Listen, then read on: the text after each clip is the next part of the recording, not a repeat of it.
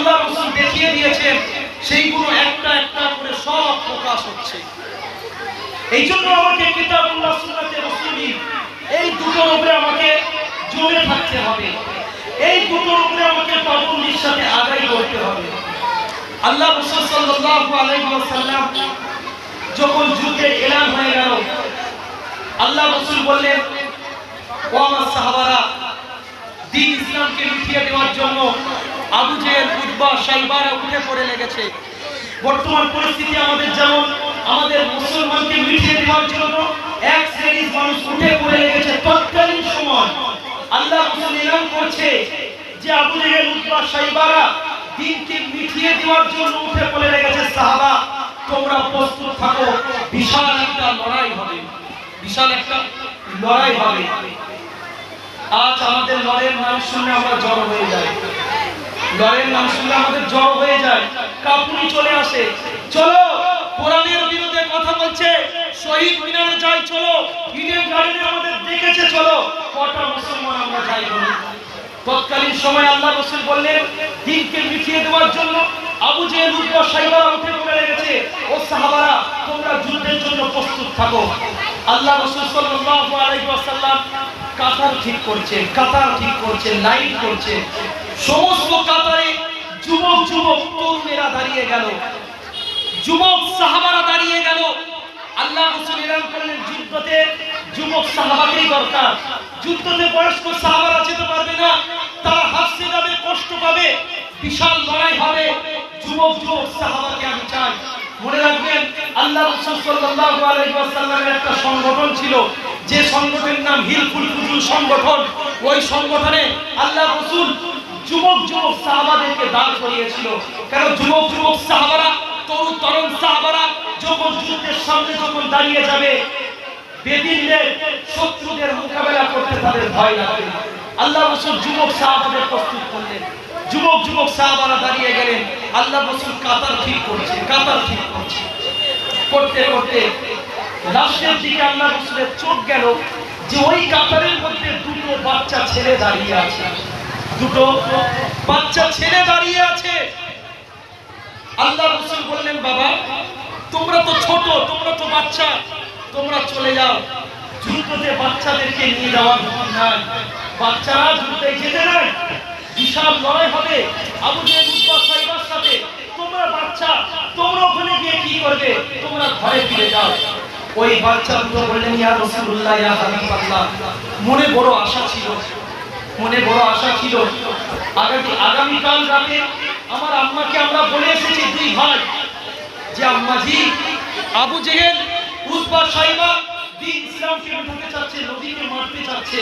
ইয়া রাসূলুল্লাহ, আমার মাকে আমরা বলে এসেছি, আমরা দুই ভাই রাসূলকে ভালোবাসি, এই দ্বীনকে ভালোবাসি। আমরা চাই না যে আমরা বেঁচে থাকা কালীনে আবু জেহেল, উতবা, শাইবা রাসূলকে মারবে, দ্বীনকে মিটিয়ে দেবে। আল্লাহ রাসূল বললেন, বাবা ঠিক আছে, তবে শোনো, যুদ্ধতে তো ছোটদেরকে যেতে দেয়, তোমরা দুই ভাই, ছোট ভাইটা ঘরে ফিরে যাও, বড় যে আছো সে আমার সাথে যুদ্ধে চলো। ছোট ভাইটা তখন বুদ্ধি খাটালো, ইয়া রাসূলুল্লাহ, ইয়া হাবিবাল্লাহ, যুদ্ধেই তো শক্তির প্রয়োজন হয়, হ্যাঁ কি না? যুদ্ধেই তো শক্তির প্রয়োজন। ইয়া রাসূলুল্লাহ, আমার বড় ভাইয়ের থেকে আমার গায়ে ক্ষমতা শক্তি বেশি আছে, আমাকে যুদ্ধে যাওয়ার অনুমতি দেন। আল্লাহ রাসূল সবই বুঝতে পারছেন, রাসূল হাসছে। আল্লাহ রাসূল বললেন, ঠিক আছে, একটা পরীক্ষা করে নিন। দুই ভাইয়ের মধ্যে লড়াই হবে, দুই ভাইয়ের মধ্যে লড়াই হবে। কেউ যদি কাউকে, যে জিতিয়ে দেবে, যে হেরে যাবে, আর যে জিতে যাবে, তাকে লড়াই করা, যুদ্ধে যাওয়ার আমি অনুমতি দেব। দুই ভাই লড়াই হবে। সাহাবা হুজুররা ঘিরে আছে, ছোট ছোট দুটো সাহাবা লড়াইয়ের ময়দানে যখন নেমে গেল, ছোট ভাইটা বড় ভাইটাকে ডেকে বলছে, দাদা, আমি তো তোর সাথে যুদ্ধেই পারবো না, তোর গায়ে তো অনেক শক্তি, আর আমি যদি তোর সাথে না পারি, আল্লাহ রাসূল আমাকে যুদ্ধে যাওয়ার ইজাজত দেবে না। দাদা, যুদ্ধ যখন শুরু হয়ে যাবে, আমি তোকে আস্তে করে ঠেলা মারবো, তুই পড়ে যাবি, তোর বুকের উপরে আমি চলে যাব, তাহলে যুদ্ধতে তুইও যেতে পারবি, আমিও যেতে পারবো। জোরে বলে সুবহানাল্লাহ। কি মহব্বত ছিল দেখুন, কি মহব্বত আল্লাহ রাসূলের। ছোট ছোট দুটো বাচ্চা রাসূলের জীবন দেওয়ার জন্য প্রস্তুত। যখন লড়াই শুরু হলো, সাহাবা হুজুররা দাঁড়িয়ে আছে, দুটো বাচ্চার মধ্যে লড়াই শুরু হয়ে গেল। আল্লাহ রাসূল দেখছে আর হাসছে। আল্লাহ রাসূল বুঝতে তো পারছে ছোট ভাইটার বুদ্ধি, ছোট বুদ্ধি সব ছোট। লড়াই হতে হতে ছোট ভাইটা আস্তে করে বড়টাকে যেই ধাক্কা দিয়েছে, বড়টা উল্টে পড়ে গিয়েছে। আর বড় ভাইয়ের উপরে ছোট ভাইটা দাঁড়িয়ে গিয়ে বলছে, ইয়া রাসূলুল্লাহ, ইয়া হাবিবাল্লাহ, আমি জিতে গিয়েছি।